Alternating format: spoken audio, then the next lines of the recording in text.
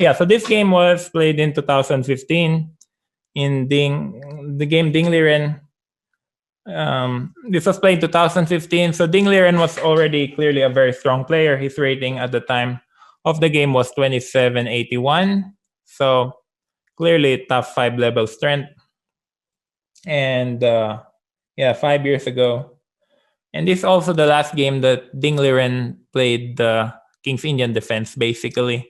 Because if you remember, if you look back 5 or 7 years ago, Ding Liren used to play nothing but the King's Indian defense with black. So now he plays Queen's Gambit, Semi-Slav. But back in those days, he plays nothing but King's Indian all his life. So King's Indian, I don't think many people remember the fact that Ding used to play exclusively the King's Indian defense in a high level. Nowadays, not many people do play the King's Indian. But yeah, he played d6. He was clearly well prepared. And let's just go quickly. This is the main line of the classical King's Indian defense, where white plays very logically, developing bishop on e2, knight on f3, and shorts castle. So it's the classical way of playing against the King's Indian, not to play for any tricks or anything like that in the opening, but just develop your pieces and castle, and trust on the strength of your center pawns. So knight c6 also the most ambitious move for black. d5, knight e7, and here my favorite move back then and still is knight e1. And this is the classical main line, because here white has many moves. There's the bayonet attack, a very fashionable move.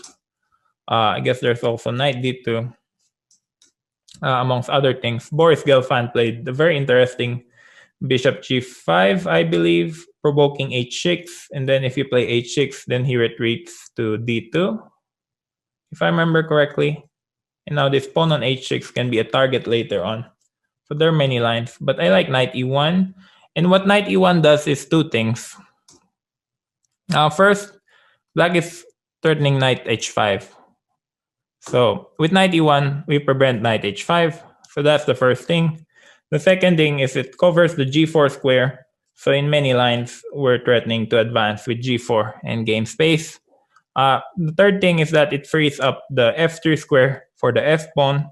So many lines we play f3 to defend the e4 square. And finally, the knight is very well placed after an eventual knight d3.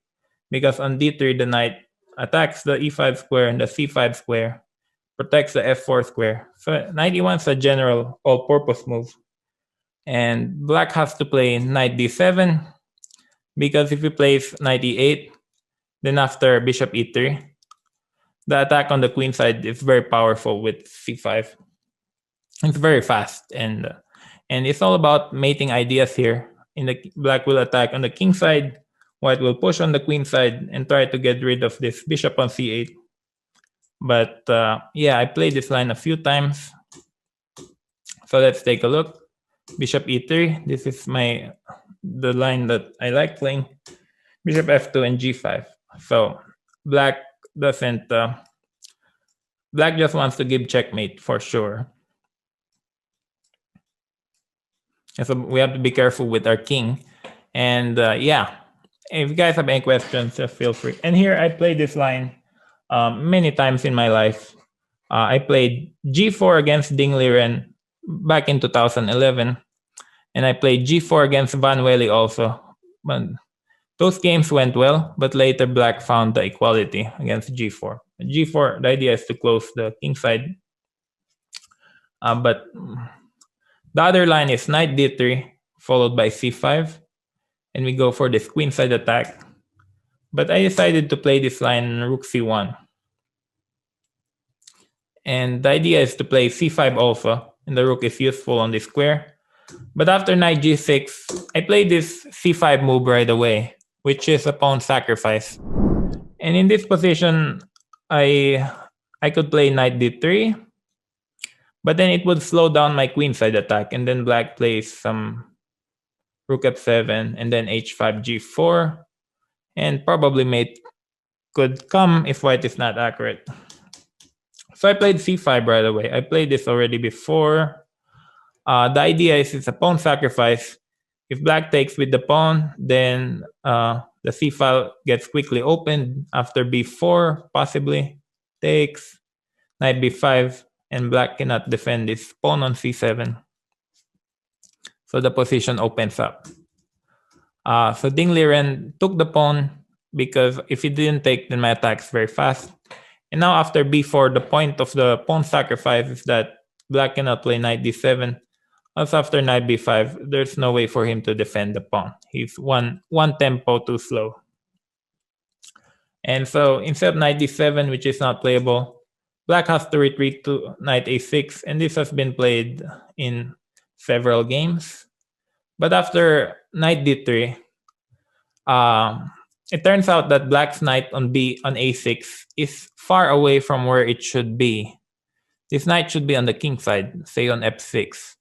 But on a6, this knight is extremely passive. It's not doing anything. Okay, it defends this square, but other than that, it becomes of a very defensive nature. And let's say black plays h5, which Ding Liren did. And the difference now is that without a knight on f6, when black plays g4, we can actually just take twice. Takes. And then black has no attack, and his bishop on g7 is very poor. So Ding finally has had enough, and he played g4 because he can't hang on to his queen side. I'm threatening knight takes pawn. And if he plays, so he has problems with knight. And if he plays knight b8, there's still knight takes pawn. And it's game over.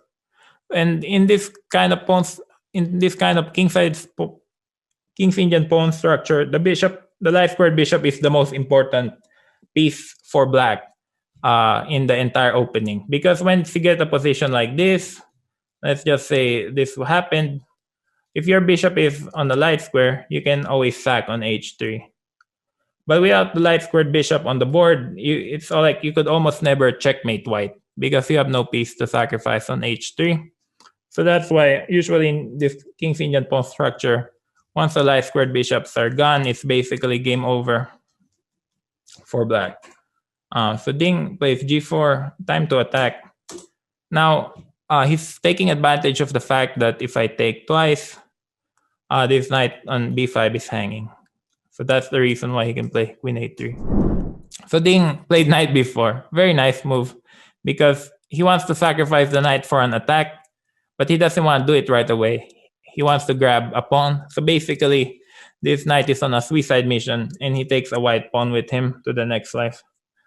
I have to take the knight. And f3. Ding's very aggressive, calculating player. So he's trying to give checkmate with a handful of pieces. For example, if I take, then the g file opens. Knight comes here, and maybe white will end up getting mated after all. For example, I don't think I can play knight d3 here because is rook h2 working? Maybe he's got knight h4. Rook h2, take. I don't remember now. But probably black can play something like knight h4. And if you take, queen takes h4 and g3. It's a very dangerous position for white. So I have to look for counterplay because black is just going to double on the h file. So queen c4 is a nice move, exploiting the weakened square. Now queen c6 is a threat, attacking the rook and threatening queen e8 to trade queens. So Ding Liren, of course, sees it. He plays rook h8. Very nice move. The idea to defend the back rank in preparation for a possible queen e8. So here I'm threatening to exchange queens. Ding plays queen h7. Because if he trades queens, then it's game over as he's a piece down. So he's threatening mate. I cannot play h4 because he'll just sacrifice a piece. So I have to play h3. But this move is very nice because whenever black takes, then just king h2. And this h pawn is actually a shield which protects us from mate along the h file. So rook b8, I was planning to take his rook. Knight cd1, bring a knight closer to the defense on e3, and also exerting extra pressure on c7. And here Ding made the blunder. but not an obvious blunder at that. He played a6, but the right move for black was very hard to see. Yeah, and this is why it's a blunder, because after a6, Ding probably thought I have to retreat my bishop because it's attacked, but he missed this check. And he probably thought check doesn't make sense because check, then I move my king and attack your queen. So the queen has to move, right? But he missed queen d8. Or maybe he didn't miss it, he just underestimated it. So the point is now we have a piece, and so after taking on d8, we have two pieces. And black took the queen, and we took the pawn. So we have two pieces for the queen right now, but black is in check, and if he moves the king, then we can capture. And we get this position where we have two pieces in return for this rook. And our pieces are well coordinated. And in general, in the endgame, white is almost always favored in the King's Indian because you play the King's Indian to mate your opponent. So Ding played bishop d7, but after takes and king h2. Let's take a look at the position now. My king is very safe. I'm not going to get checkmated. And he has a queen, but in return, we have two bishops. Two bishops are extremely strong in an open position, especially with no competition on the board. So in turn for the queen, we have two bishops and a knight. And our minor pieces, if they're coordinated, they're almost always stronger than a queen. So three minor pieces, if they're coordinated and protecting each other and well placed, like here, my bishop has outpost here, my knight has an outpost on f5. So three pieces are usually too strong for the queen if they can coordinate themselves, which they are working very well right now. Here, actually, white is just completely winning. I didn't find the fastest way to win, but what I played was good enough. So as you can see, look at my pieces. They're like extremely well placed and protected. The knights are guarding each other. The knight is guarding the bishop. This bishop on f5. And black's king can hardly move. This lady right here can barely do anything. And here I took on d7, eliminating his last piece. It's also good enough for a win. Takes, rook f7, and now rook f5. I guess if he plays queen g6, what do I have here? Some bishop f8 probably. Targeting this pawn on d6. And yeah, it should be game over. So knight, these three pieces are supporting each other. And now f7 and bishop e7 comes. And yeah, because black is way behind in material. And here f7, bishop e7. This trio here are very nice, protecting everybody. And also threatening bishop e7.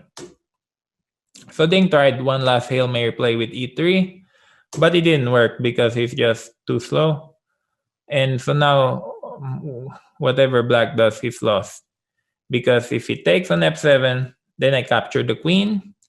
And if he plays e2 with the threat of e1, and it seems like he's going to win, he's going to get a new queen, we have this check. Black takes a knight. It's okay. We're still two pieces up. We have this knight f3. Black takes, and we're only a piece up, but it's enough to win. Because, for example, black's pawns are too slow. Push, king, push, king, push, king takes, b3, takes, a3, knight d4, a2, knight c2. And protect the passer. So just in time. It was a nice variation, actually. Yeah, white is just in time.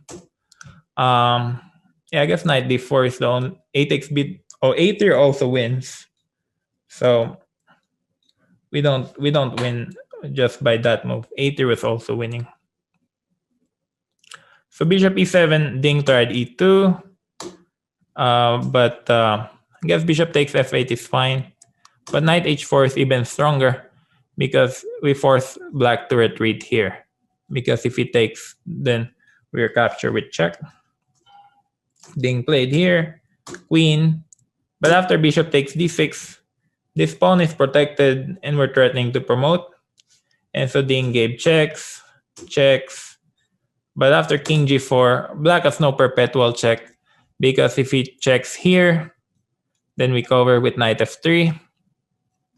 So black has no perpetual check because next comes the umbrella, bishop f4. And if check here, then we can cover this way. Well, if he checks here, we can cover this way. And finally, Ding Liren are signed because this pawn is going to promote.